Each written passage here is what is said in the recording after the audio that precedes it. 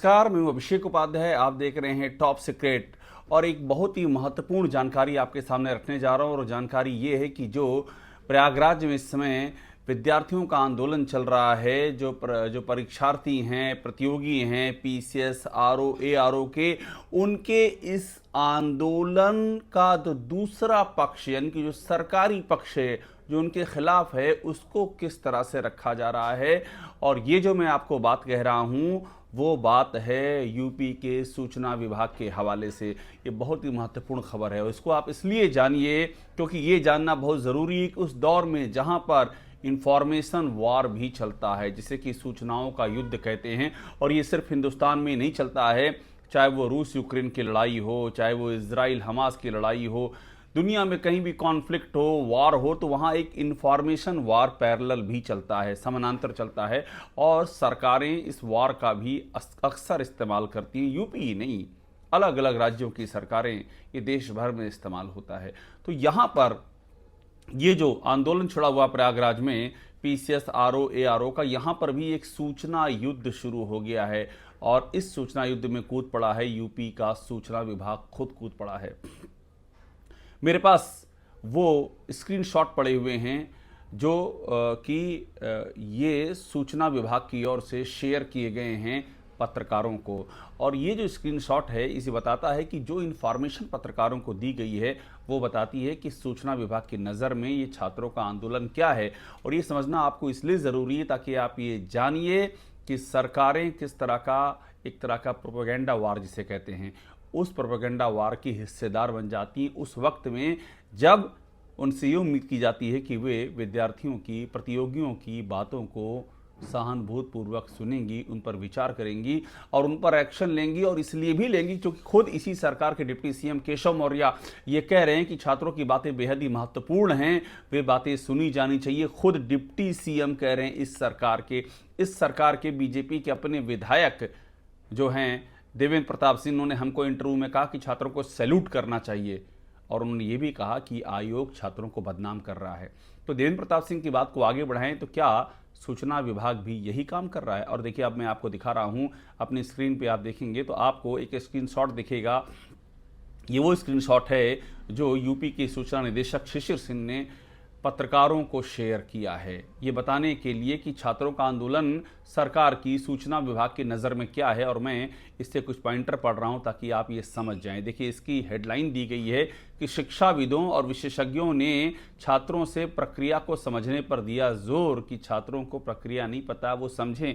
शिक्षाविदों और विशेषज्ञों के कंधे का इस्तेमाल करके ये पूरी की पूरी विज्ञप्ति लिखी गई है और इसको पत्रकारों में सूचना निदेशक ने खुद शेयर किया है। अब देखिए इसमें क्या लिखते हैं। वो लिखते हैं कि लोक सेवा आयोग उत्तर प्रदेश द्वारा आयोजित पीसीएस और आरओ एआरओ प्रारंभिक परीक्षा में मानकीकरण यानी कि नॉर्मलाइजेशन को लेकर शिक्षाविदों और विषय के विशेषज्ञों ने छात्रों के विरोध पर जताई हैरानी। वो हैरानी जता रहे हैं और ये सूचना निदेशक शिशिर सिंह बता रहे हैं। ये सरकार के काम करने का तरीका है। बजाय कि छात्रों से बात करें, इस तरह की इंफॉर्मेशन वार एक तरह से छेड़ा जा रहा है। अब इसमें ये कह रहे हैं, एक सबसे महत्वपूर्ण, इसमें कई लोगों का नाम दिया है, मैं आपके पैरेलल ये स्क्रीनशॉट चल रहा है, आप देखेंगे। इसमें इन्होंने प्रोफेसर योगेश्वर तिवारी का नाम दिया हुआ है, डॉक्टर अपूर्व भार्गव का नाम दिया हुआ है, इनका नाम दिया हुआ है और बोला है कि ये विशेषज्ञ ये कह रहे हैं, इनके हवाले से लिखा है कि छात्रों का जो विरोध है ये समझ से परे है और जो आचरण है सड़कों पर उतर करके अव्यवस्था उत्पन्न करने का, ये योगेश्वर तिवारी के हवाले से कहा जा रहा है, प्रोफेसर योगेश्वर तिवारी, उनके हवाले से कहा जा रहा है कि सड़कों पर उतरकर अव्यवस्था उत्पन्न करने का आचरण उनसे अपेक्षित व्यवहार से मेल नहीं खाता है। और इसके बाद देखिए इसमें क्या लिखा गया है।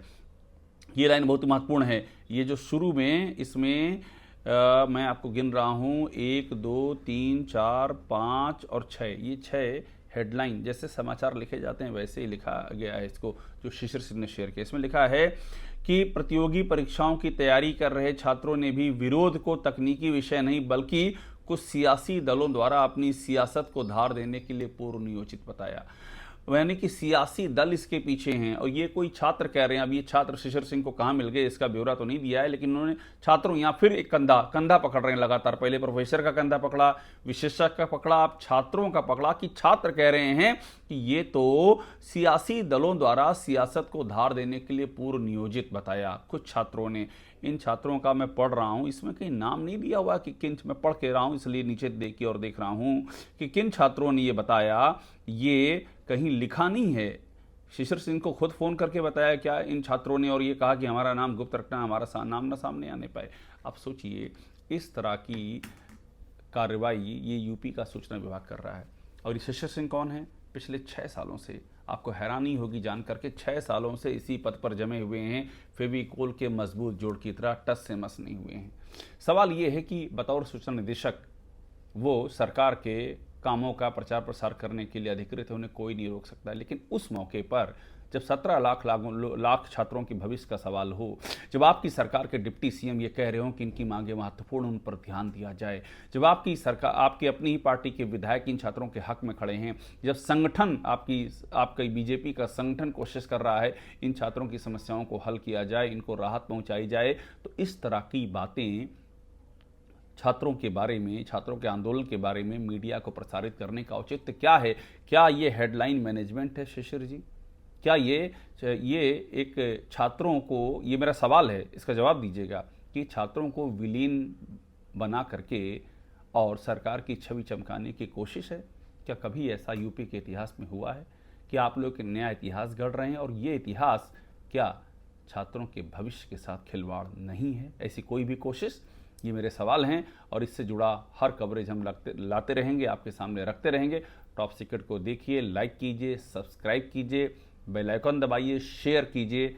यहाँ आपको वो सारी खबरें मिलेंगी जो लीक से हटकर हैं और जो सिर्फ यहीं मिलेंगी।